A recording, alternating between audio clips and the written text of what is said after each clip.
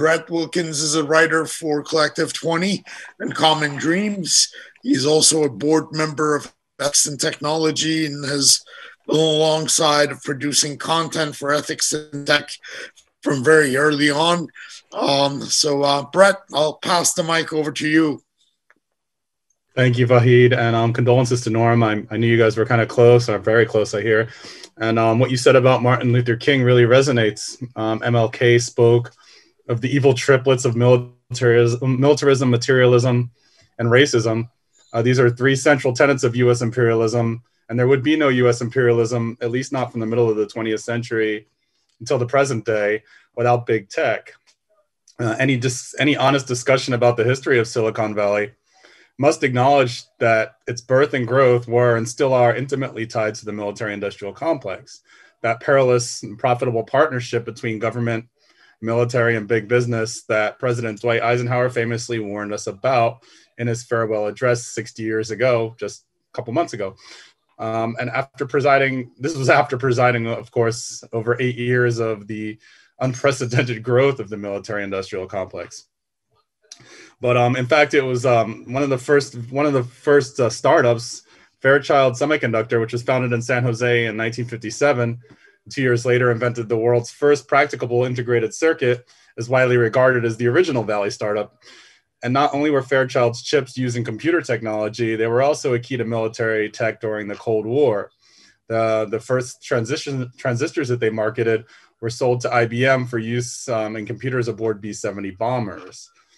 And more of them were sold to Autonetics for use in guidance systems of Minuteman intercontinental ballistic missiles, which can destroy the world and which to this day, are the only land-based ICBM thermonuclear weapons in the U.S. arsenal. Back then, as now, the Defense Advanced Research Projects Agency, or DARPA, funded Silicon Valley tech companies' research and development.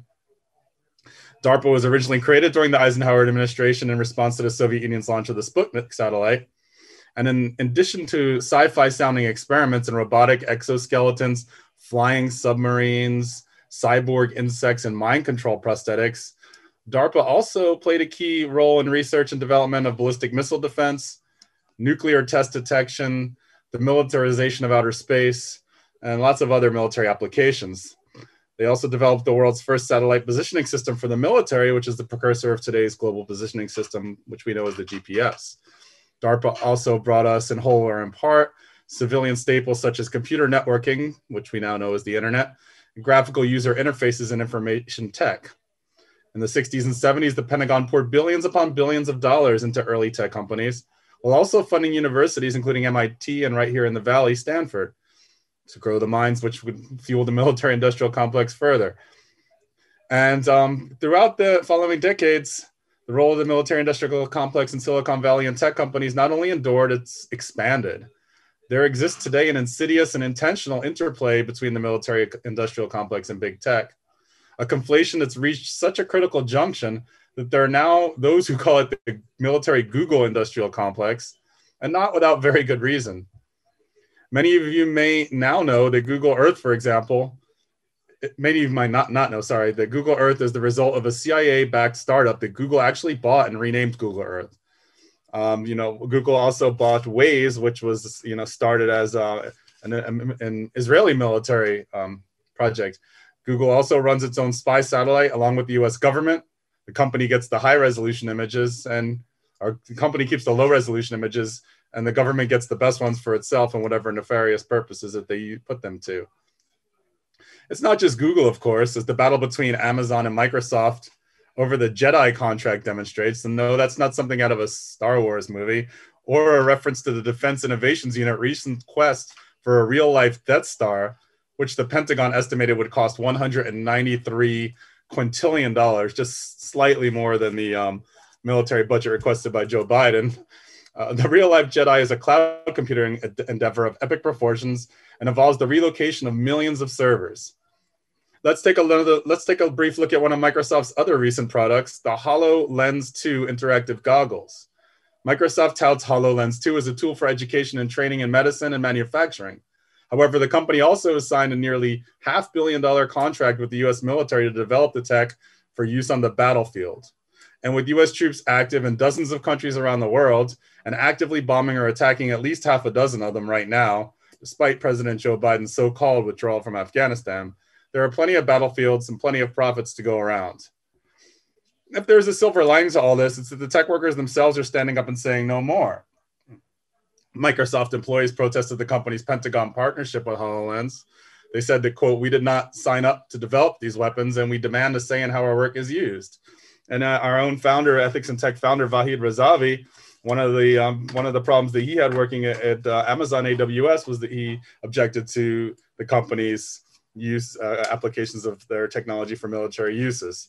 So since the very beginning of the military industrial complex and the beginning of big tech, the two have been very intimately connected.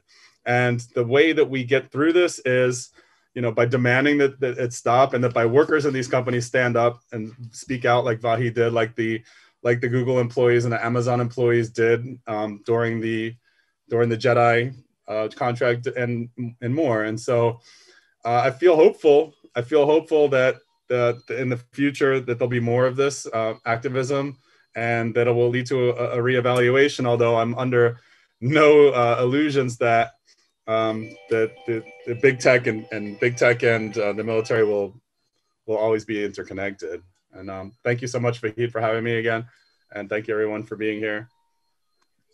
Thank you, Brett. I really appreciate what you shared. The companies like Amazon's and Microsoft's of the world are all begging at the next defense contract.